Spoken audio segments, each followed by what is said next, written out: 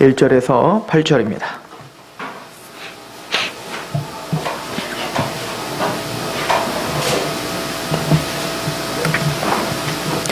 하나님이 야곱에게 이르시되 일어나 베델로 올라가서 거기 거주하며 내가 내 형 에서의 낯을 피하여 도망하던 때에 내게 나타났던 하나님께 거기서 제단을 쌓으라 하신지라. 야곱이 이에 자기 집안 사람과 자기와 함께한 모든 자에게 이르되 너희 중에 있는 이방 신상들을 버리고 자신을 정결하게 하고 너희들의 의복을 바꾸어 입으라. 우리가 일어나 베델로 올라가자. 내 환난 날에 내게 응답하시며 내가 가는 길에서 나와 함께 하신 하나님께 내가 거기서 제단을 쌓으려 하노라 하매 그들이 자기 손에 있는 모든 이방 신상들과 자기 귀에 있는 귀고리들을 야곱에게 주는지라. 야곱이 그것들을 세겜 근처 상수리 나무 아래에 묻고 그들이 떠났으나 하나님이 그 사면 고울들로 크게 두려워하게 하셨으므로 야곱의 아들들을 추격하는 자가 없었더라. 야곱과 그와 함께한 모든 사람이 가나안 땅 루스 곧 베델에 이르고 그가 거기서 제단을 쌓고 그를 엘베델이라 불렀으니 이는 그의 형의 낯을 피할 때에 하나님이 거기서 그에게 나타나셨음이더라. 리브가의 유모 드보라가 죽음에 그를 베델 아래에 있는 상수리 나무 밑에 장사하고 그 나무 이름을 알론바굿이라 불렀더라. 아멘. 우리는 지난 시간에 야곱이 야복강가 사건에서 하나님과 만나는 장면을 보게 되었고, 그래서 하나님은 야곱에게 이제는 너를 야곱이라 부르지 말고 이스라엘이라 하라 하신 아주 중요한 메시지를 우리가 상고했습니다. 야곱의 뜻은 우리가 반복적으로 상고했듯이 형의 발 뒤꿈치를 잡은 자죠. 뭔가 복을 쟁취하기 위해 뭔가 인간의 어떤 평강과 그 어떤 안락함, 또 장자가 되기 위해 자신의 온 열심과 자신의 온 지혜와 자신의 모든 것을 총동원하여 그것을 쟁취하려고 했던 자, 그게 바로 야곱입니다. 하나님은 이제 너를 그러한 이기적이고 탐욕적인 그런 야곱이라 부르지 말고 너를 이스라엘이라 하라. 하나님을 이긴 자. 하나님을 이겼다는 것은 하나님을 그 열심과 열정으로 꺾었다는 게 아니라 우리가 상고했듯이 그 하나님 앞에 무너졌을 때, 하나님 앞에 자신의 자아가 꺾이고 이제는 하나님 밖에는 희망이 없습니다, 소망이 없습니다라고 심령이 가난, 심령의 파산 상태가 됐을 때 하나님을 전심으로 붙잡을 그때 이스라엘한 칭함을 주셨음을 우리는 상고했죠. 그래서 우리가 기독교인이 된다는 것은, 복음의 사람들이 된다는 것은 어떤 멋지고 훌륭하고 힘있는 용사가 되는 게 아니라 하나님 앞에 낮아지는 자가 되는 것이 바로 이스라엘이라 했습니다. 근데 오늘부터 이제 그 이스라엘의 칭함을 받은 성도의 삶으로 우리가 한번 비춰서 본다면, 이제 어찌 보면 야복강가에서 하나님을 만난, 그래서 거듭남을 체험하고 의롭다함을 받고, 즉 아직 죄인이지만 의인이라고 칭함을 받은 것처럼 아직 이스라엘이라는 칭함을 받기에 합당하지 않은 자격이잖아요, 아직도 야곱은. 그럼에도 불구하고 하나님은 그 야곱에게 이스라엘이라 칭해 주시고 그렇게 신분을 변화시켜 주셨단 말입니다. 그런데 그 야곱은, 오늘 중요한 내용은 뭐냐면, 물론 이제 34장을 읽었어야 되는데 너무 길어서 제가 안 읽은 거예요. 그 야곱이 34장에 보면 세겜에서 제단을 쌓습니다. 그죠? 야복강가에서 하나님을 극적으로 만나 하나님과의 관계가 회복되고, 그리고 하나님의 은혜로 형 에서와의 관계가 회복되어 이제 그 야곱이 평생 짊어지고 살았던 그 문제가 해결되는 그 놀라운 축복 가운데 있었던 그 야곱, 일생일대 자신의 힘으로는 도저히 해결할 수 없던 그 중차대한 문제가 해결됐어요. 즉 죽음의 문제입니다. 마찬가지로 우리가 예수님을 만났다는 것은, 이스라엘이 됐다는 건 바로 그 문제를 해결한 겁니다. 영원한 사망이 패해진 겁니다. 예수 그리스도의 나타나시오나 나타났으니 사망이 패해지고 썩지 않을 생명이 드러나신지라. 즉 이제는 예수 그리스도로 말미암아 이제는 하나님을 만나 복음을 만나 우리는 영원한 생명을 얻은 이스라엘이 됐어요. 그런데 이스라엘이 된 야곱의 삶은 이스라엘답지 않았다는 게 문제였습니다. 사실은 야곱은 세겜이 아니라 세겜을 빨리 지나서 베델로 올라갔어야 됐습니다.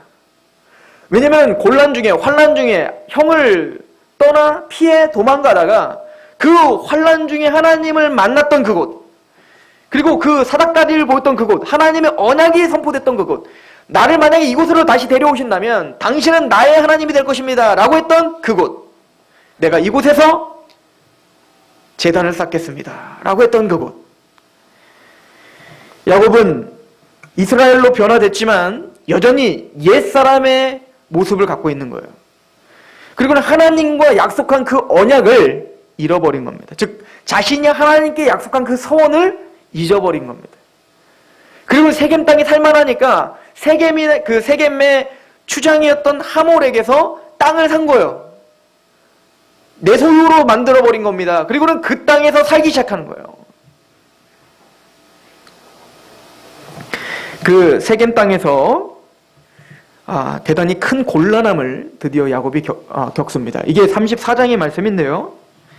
야곱에게는 딸 한 명이 있었습니다. 바로 디나입니다. 디나.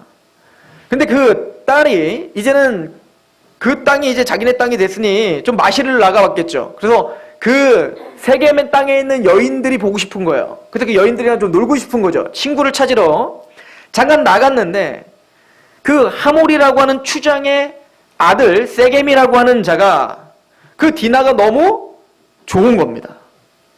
그럼 청혼을 하지. 강간을 한 겁니다.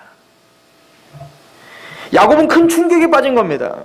근데 더 큰 충격은 그 하몰이, 그 세겜이라고 하는 그 추장의 아들이 와서 디나가 내가 너무 사랑합니다. 그래서 장인어른, 저에게 딸을 좀 주십시오. 그렇게 된 거예요. 근데 야곱이 이미 엎질러진 물이니까 이거를 잘 수습하고 싶었지만 우리는 할례 받은 백성이다. 너희들은 할례를 받지 않았기 때문에 너희 모든 남자들이 할례를 받고 하나님 백성이 된다면 내가 너희를 받아주마. 그랬더니 이 세겜이 진짜 좋았나 봐요. 이 디나가. 그래서 어떻게 했냐면 그 모든 고을의 남자들에게 너희들은 모두 할례를 받아라 라고 한 겁니다. 근데 할례를 받는다는 건 남자 포경수술이잖아요. 그러니까 얼마나 아파요. 뭐 마취가 있는 것도 아니고. 그러니까 피를 흘리며 밤에 포경수술을 하고 쫙 누워있는데 그때 디나의 이제 그 오빠들이 칼을 들고 와서 그 아직 아물지도 않은 그 사람들을 그러니까 움직이지를 못할 거 아니에요. 너무 아프니까 다 죽인 거예요. 살육이 벌어진 것입니다.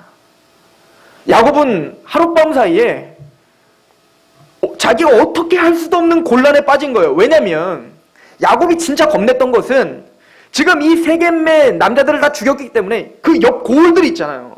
그 고을들이 이 사실을 알고 사실은 세겜은 원래 거기서 토박이로 살았던 사람이고 지금 야곱은 떠돌이로서 나그네란 말이에요. 그러니까 누구 편을 들겠어요? 당연히 세겜 편을 들 거 아닙니까? 그러니까 그 모든 고을에 있는 사람들이 아마 야곱을 다 치러올 것이라는 두려움에 사로잡힌 겁니다. 그래서 그 아들들에게 말을 하는 걸 보면 나중에 34장을 한번 여러분들이 정독을 해보시면 너희들 어떻게 하려고 그랬느냐. 이제는 우린 죽었다. 즉 형과의 관계, 그 죽음에서 드디어 모면했는데 또 다른 죽음이 나에게 또 찾아오기 시작한 겁니다. 그러니까 야곱이 너무너무 통탄스러운 겁니다. 딸은 그렇게 강간당했죠. 그걸로 말미암아 너무 싫으면 이거를 좀 해결하려고 했는데 이젠 더 큰 일이 벌어진 거예요. 모든 사람들 살육을 일으켜서 가장 큰 곤란에 빠지기 시작한 겁니다. 고통이죠. 환란입니다. 생각하기도 싫은 그 일이 야곱에게 벌어진 거예요. 그때 하나님이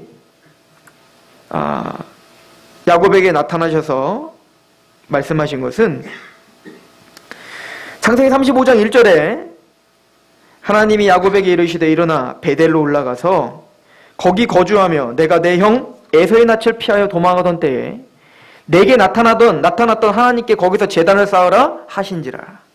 하나님이 그에게 나타나서 나에게 약속한 베델로 가라 라는 메시지를 주신 겁니다. 전도서 5장 4절에 보면 지혜자는 이렇게 우리에게 충고합니다. 내가 하나님께서 내게 하나님께 서운하였거든 갚기를 더디하지 말며 하나님은 우매한 자들을 기뻐하지 아니하시나니 서운한 것을 갚으라. 서운하고 갚지 아니하는 것보다 서운하지 아니하는 것이 더 나으니 내 입으로 내 육체가 범죄하게 하지 말라. 천사 앞에서 내가 서운한 것이 실수라 말하지 말라. 어찌 하나님께서 내 목소리로 말미암아 진노하사 내 손으로 한 것을 멸하시게 하리야. 내가 서운한 거 약속한 거 실수였어요. 그때 제 감정에 치우쳐서 내가 갑자기 그냥 그렇게 한 거지 제 진심은 아니었어 라고 하지 말라는 거야. 하나님께 서운한 것이 있다면 반드시 이루어드려라 라고 전도자는 이야기를 합니다. 왜일까요? 우리가 믿는 하나님은 신실하신 하나님이십니다. 그 신실하심이란 야곱의 전 인생을 통해서 알려주신 하나님이에요. 즉 하나님은 시건하지 않으십니다. 하나님은 한번 선포한 말씀을 반드시 이루시고야 마는 하나님이에요. 그 하나님이 안 계신다면 우리는 구원의 감격도 없고 앞으로 소망도 없고 아무것도 없는 거예요. 왜요? 하나님이 하나님의 말을 막 뒤집고 지키지도 않고 이러면 우리는 불안한 겁니다. 야곱이 하나님 앞에 소망함을 갖고 이 자리까지 온 것은 바로 아브라함과 이삭과 야곱에게 약속하신 그 약속을 성실하게 지켜주신 그 놀라운 신실하심 때문에 온 거예요. 그러면 이스라엘이라는 칭함은 바로 하나님의 백성이라는 칭함이잖아요. 즉 하나님을 닮은 하나님의 형상을 쫓는 사람이라고요. 그러면 그 이스라엘이 가야 될 방향은 뭐냐면 신실함입니다. 그죠? 신실함이에요.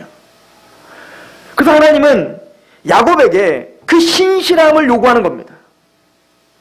너희가 나에게 약속했던 그 약속에 베델로 가라. 왜 그걸 지키지 않냐는 거죠.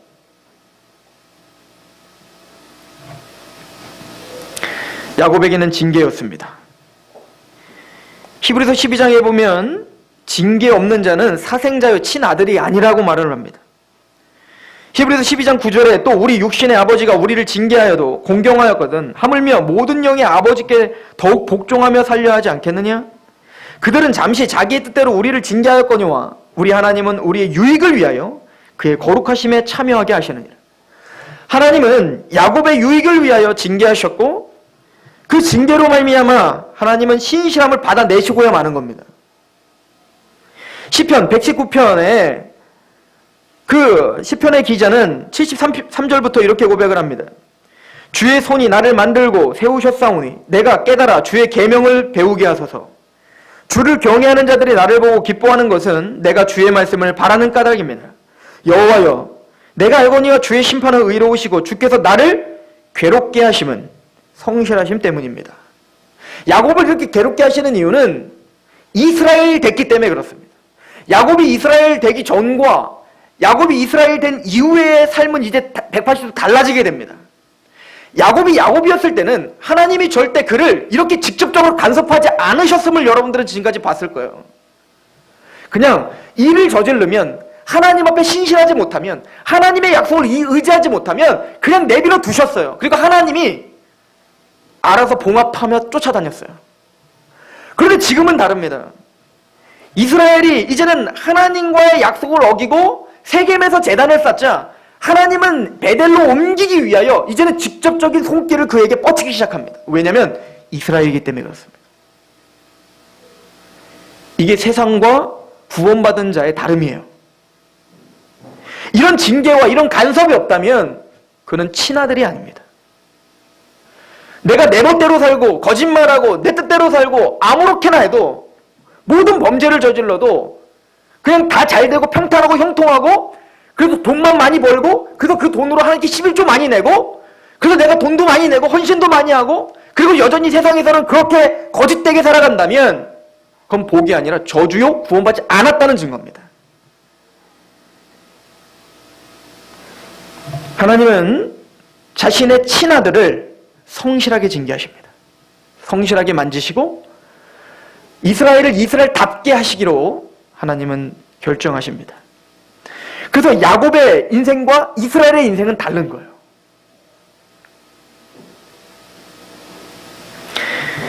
즉 하나님은 야곱이 야곱 때에 입었던 그 옷을 벗어버리고 이스라엘이라는 옷으로 새롭게 갈아입기를 원하시는 겁니다.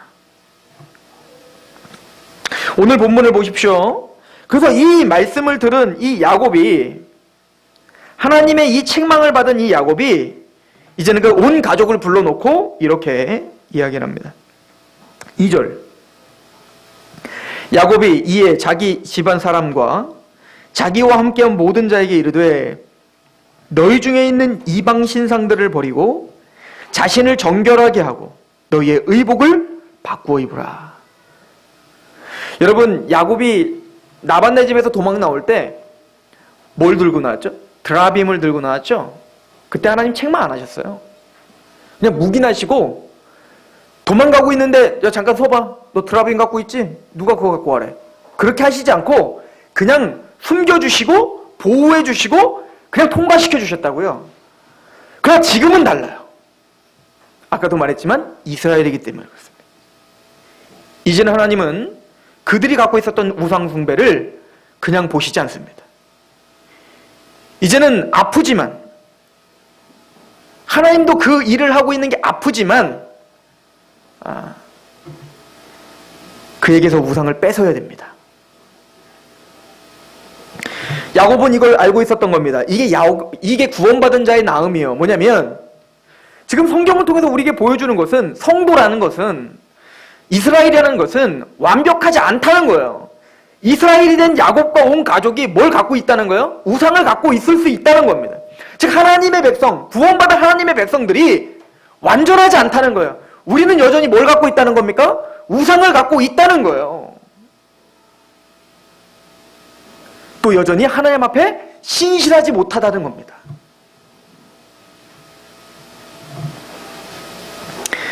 그러나 하나님의 사람들은 하나님의 이 책망을 듣고 바로 야곱은 어떻게 하죠? 돌이키더라는 겁니다. 이게 이스라엘이에요.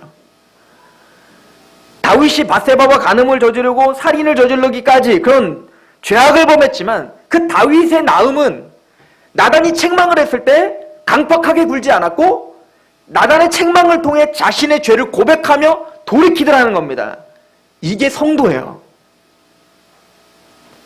그 반대로 구원받지 못한 언약의 외인들의 태도는 뭐냐면 하나님의 징계가 가면 갈수록, 하나님의 어떤 옥죄이는 그 죄를 징계하면 할수록 더욱더 강팍해지고 하나님을 대적하더라는 겁니다. 성경에 여러 구절에 나오는데요. 그 중에 대표적인 게 계시록이에요. 계시록에 보면 그 죄인들을 하나님이 어떻게 해요? 7 대접으로 막 쏟아서 막 재앙을 내리죠. 그때 5번째 재앙, 6번째 재앙을 막 내려요. 막 흑암의 재앙을 내리고 종기가 나게 하고. 그러니까 너무 고통스러우니까 그들이 고통스럽게 한 이유는 뭡니까? 하나님이 빨리 회개하라고 한 거예요. 그렇게 육체적인 고통을 통하여 너희가 돌이켜서 하나님이 원하는 그 자리로 온다면 너희가 살리라 라고 그들에게 어떻게 보면 복을 준 거죠. 그런데 악인들은 종기가 나니까 그 종기로 고통스러워하며 하나님을 원망하며 하나님을 저주하더라 라고 계시록은 써 있더라고요. 회개하지 않습니다. 끝까지 회개하지 않는 거예요. 그러나 야곱은 달랐어요. 이스라엘은 달랐습니다. 그리고 저와 여러분들도 다를 것이라 믿습니다. 하나님의 책망을 듣고 바로 구복할 수 있는 심령의 상태가 된 것입니다. 그리고는 자녀들과 온 가족에게 말합니다. 너희의 우상 신상을 버리고 의복을 바꿔 입어라. 에베소서 4장 22절에 너희는 유혹의 욕심을 따라 썩어져가는 구습을 따르는 옛사람을 벗어버리고 오직 너희의 심령이 새롭게 되어 하나님을 따라 의와 진리의 거룩함으로 지으심을 받은 새 사람을 입으라. 이것이 일맥상통한, 신구약의 일맥상통한 이스라엘에 대한, 교회에 대한 하나님의 요구입니다. 옛사람을 벗어버려라.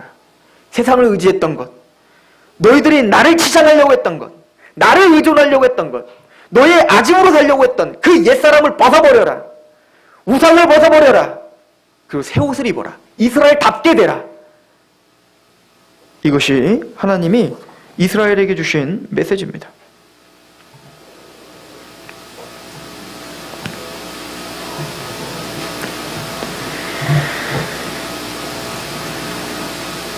즉 성도들 안에 여전히 벗지 못한 구습의 옛사람이 있습니다. 이건 뭐 설명 안 해도 알죠.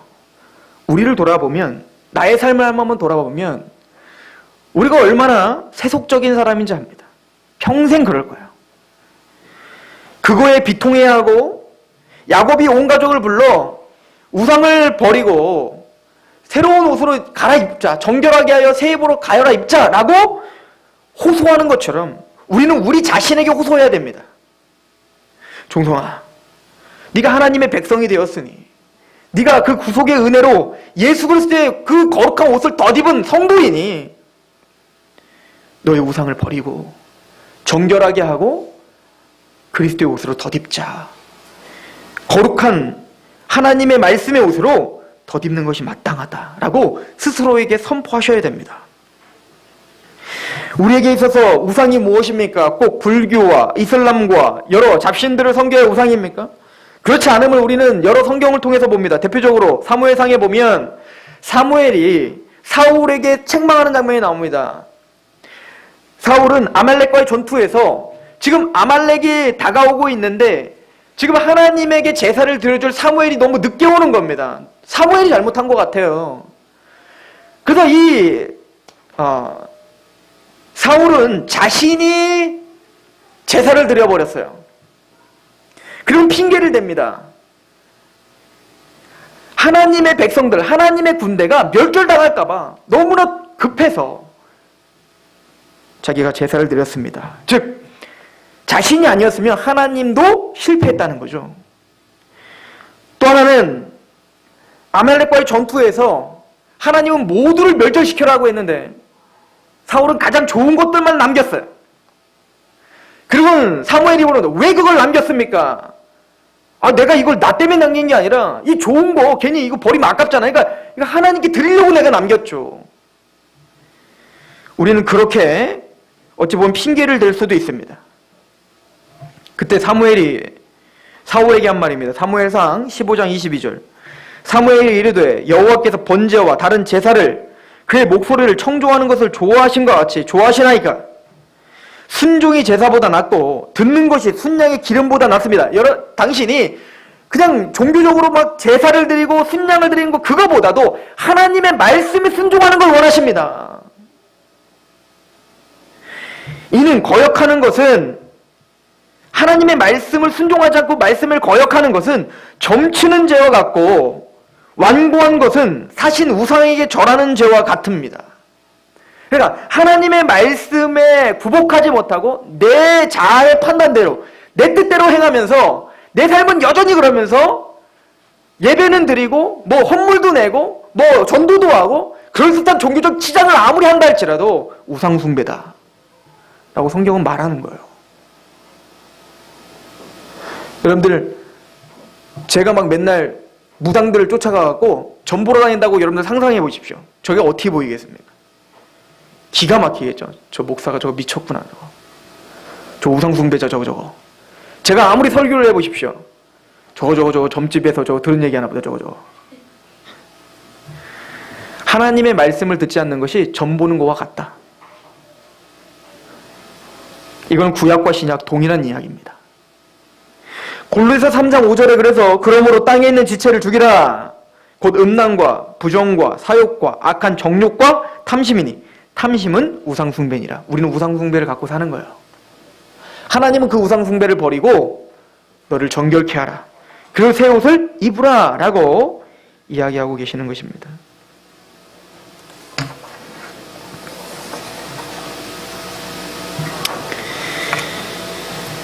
계시록 19장에 보면 이제는 14만 4천이 완성이 되고 하나님의 택함받은 자 참된 이스라엘의 그 완성된 그 승리한 그 사람들을 우리에게 보여줍니다. 그리고는 그들을 이렇게 묘사하고 있어요. 계시록 19장 7절에 우리가 즐거워하고 크게 기뻐하며 그에게 영광을 돌리세 어린 양의 혼인기약이 이르렀고 그의 아내가 자신을 준비하였으므로 그에게 빛나고 깨끗한 세마포 옷을 입도록 허락하셨으니 이 세마포 옷은 성도의 옳은 행실이다.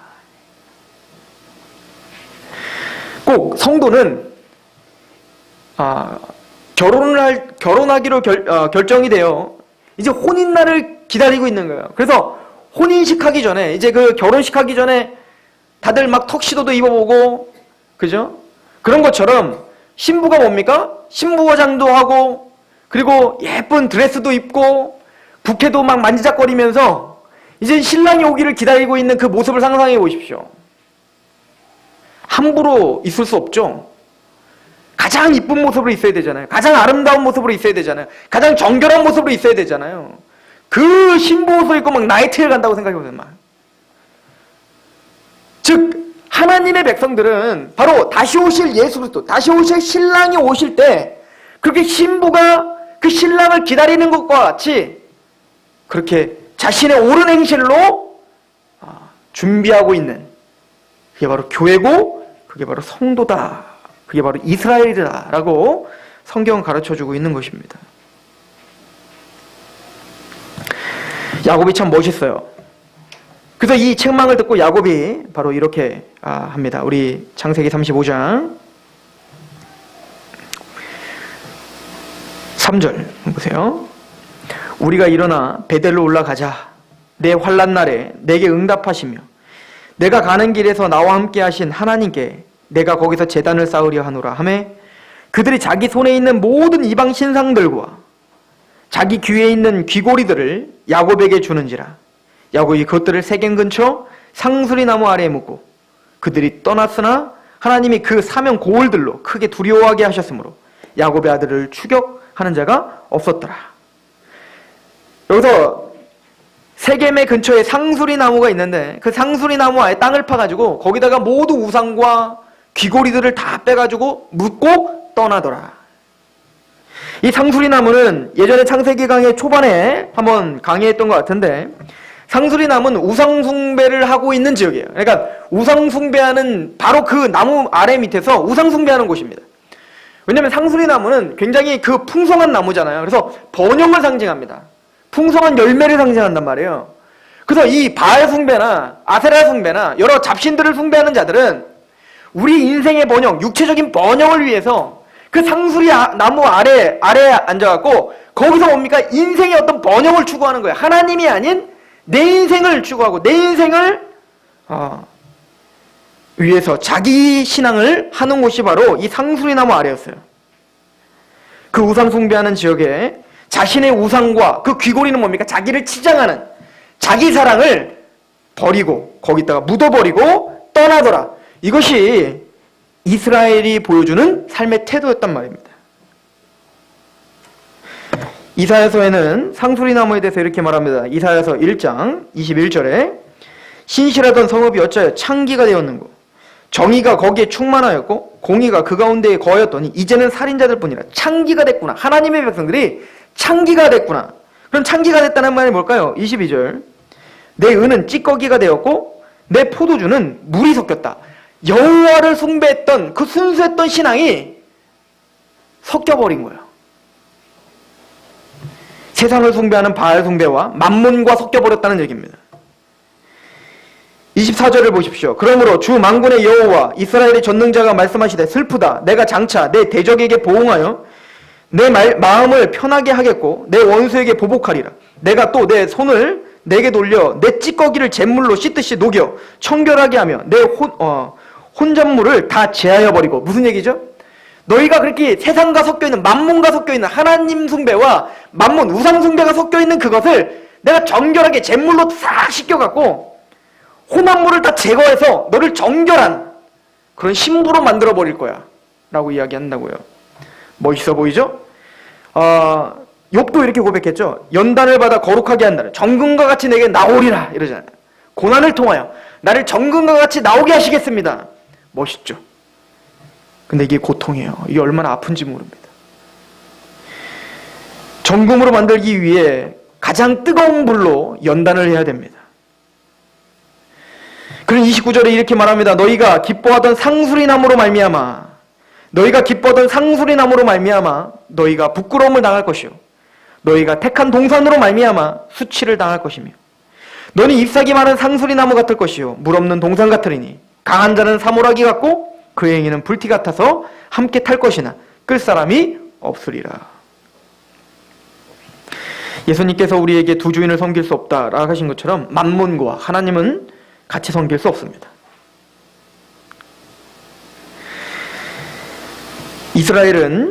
하나님을 만난 이스라엘은 그 상수리 나무 아래 자신의 우상 숭배와 자신의 귀고리를 묻고 유유히 떠나 하나님과 약속한 그 베델로 가는 겁니다.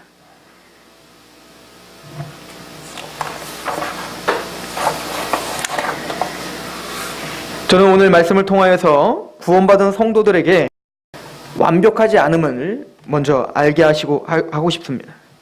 그리고 완벽하지 않지만 하나님의 끊임없는 이 책망, 신실을 요구하고 베델로 가라, 하나님과 약속을 지키게 하시며, 또한 정금과 같이 그 혼합된 것을 찢기를 제거하시고 마침내는 여호와를 섬기는 그 자리로 우리를 인도하시고자만 하나님을 발견하시길 소망합니다.